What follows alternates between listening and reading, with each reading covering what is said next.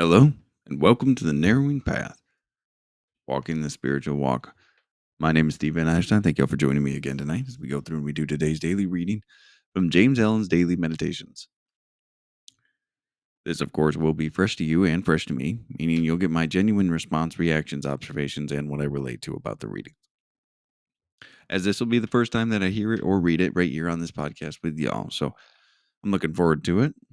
And November is definitely starting to take a specific direction, starting to form a little bit.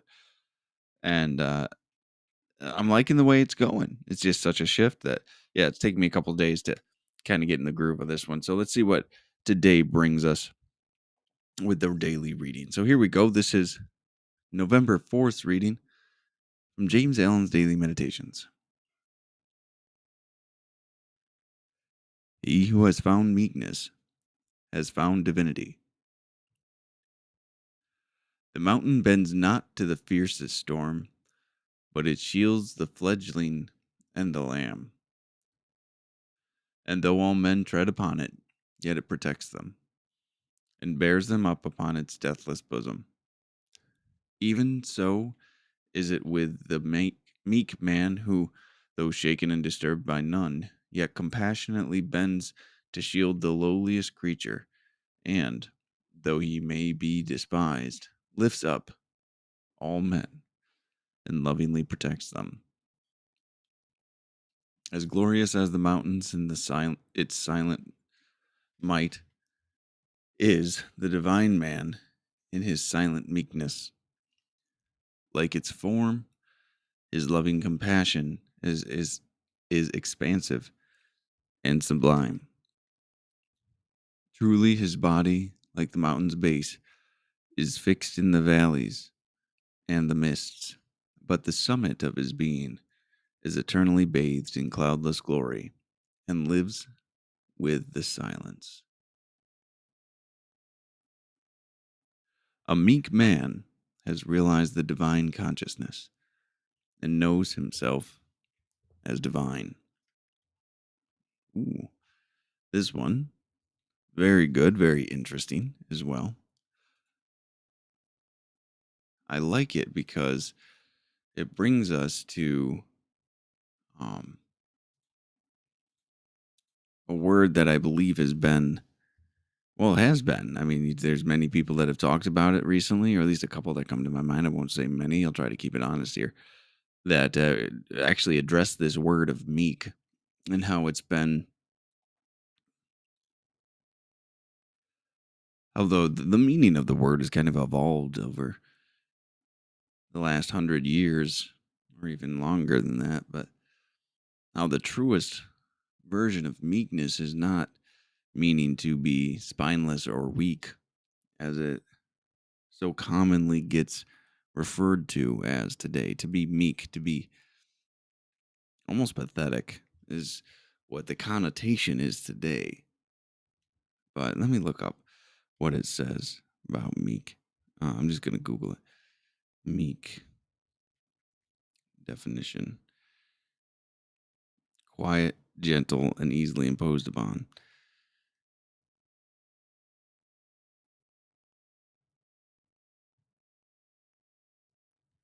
So this is, yeah, quiet, gentle. I mean, that's even a kinder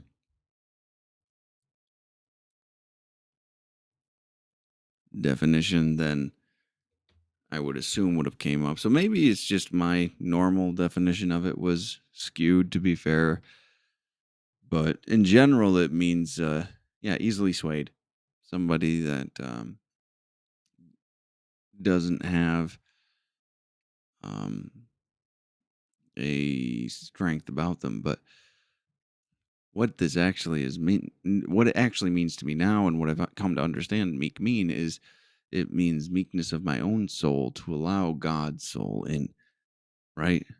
So instead of being 100% filled up with myself, I tried to reduce that number to allow God into my life, to follow his spiritual path, to follow the spiritual principles and virtues of this life and the spiritual laws, instead of doing what only serves me.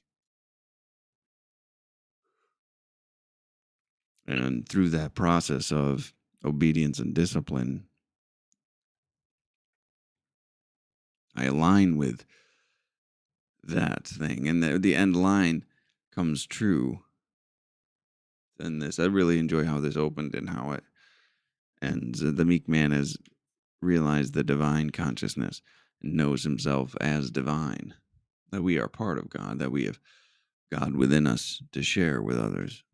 And that's the purpose that we go through. So let's go through this line by line again here. He who has found meekness has found divinity. Divinity, right? It's not cowardness. It's meekness of soul. It's meekness of our own selves, of our own desires, of our own expression of our will for our own self-serving will, and to instead use our will to serve God and others. That's what meekness is. The more I do that, the closer I am with divinity.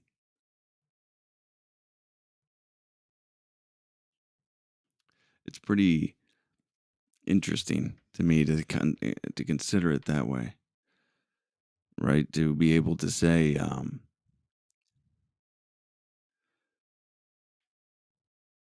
I've found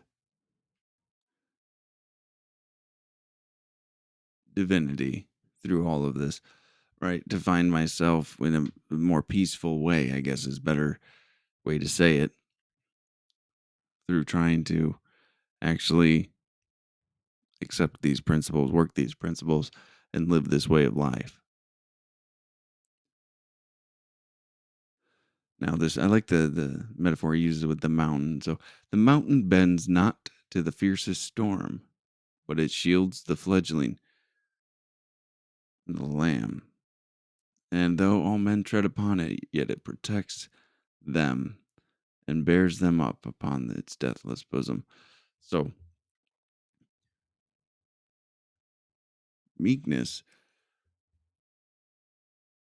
is being equated to a mountain in this, right? Or an individual with the quality of meekness is being equated to a mountain. The mountain bends not for the fiercest storm, so it can weather anything. It can get through anything, but it shields the fledgling and the lamb. So it will reach down and provide protection for the weakest of animals,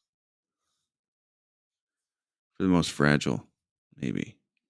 And though men tread upon it, though it's walked on, yet it protects them and bears them up upon its deathless bosom. So it still does the right thing, right? It still allows those who may seek to take advantage of it to still find protection and still be saved from the storms of life. And that's how it's of service to others. It's pretty interesting the way he depicted this. Even so is it with the meek man who let me read that again. Even so it is it Even so is it with the meek man who, though shaken and disturbed by none, yet compassionately bends to shield the lowliest creature, and, though he may be despised, lifts up all men and lovingly protects them.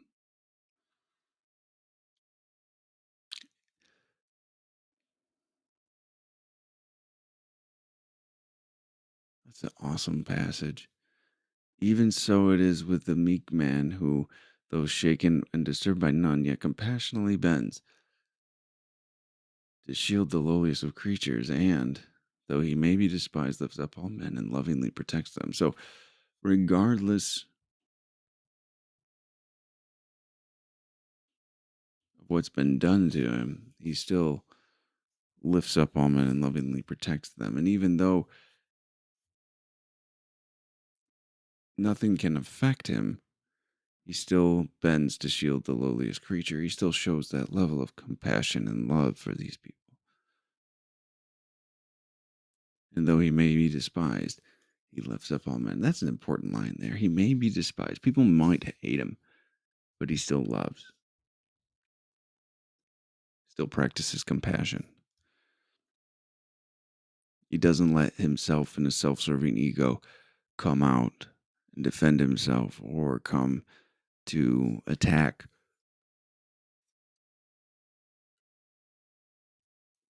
He only lifts them up. That's pretty amazing. As glorious as the mountain in its silent might is the divine man with his silent meekness.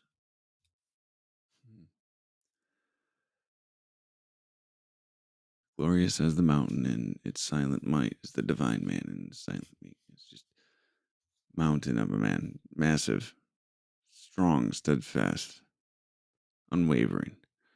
Like its form, his loving compassion is expansive and sublime. So his love and compassion is as big as a mountain. Truly, his body, like the mountain's base, is fixed in the valleys and the mists.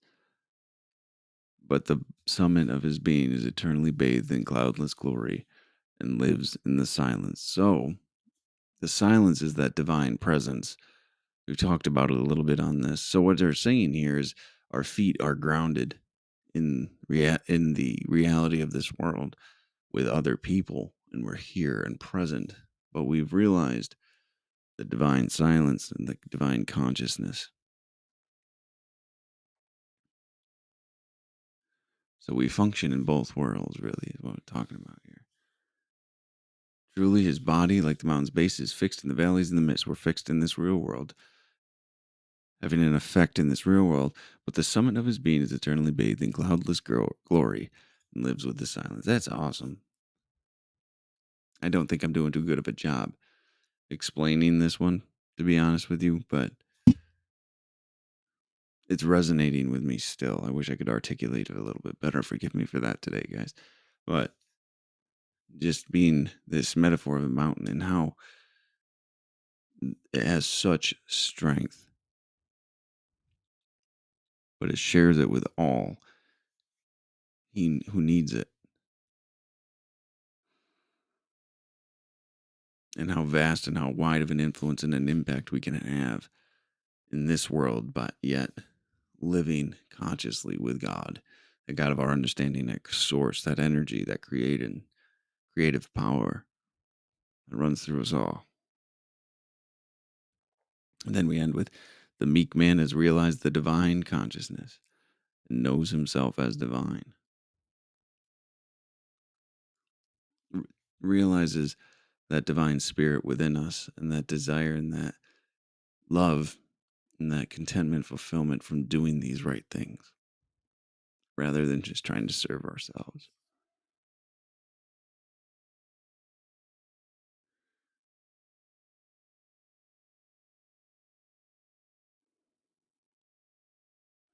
It's a pretty amazing thing we get blessed with the opportunity to do and have. And walking this path gives us such an incredible space to do these things. And wherever you are on your journey, this is the promise that if you continue to walk this, you can get to here. Isn't that kind of interesting? The end goal is meekness, not grandiosity, not this huge personality, but it's to be meek.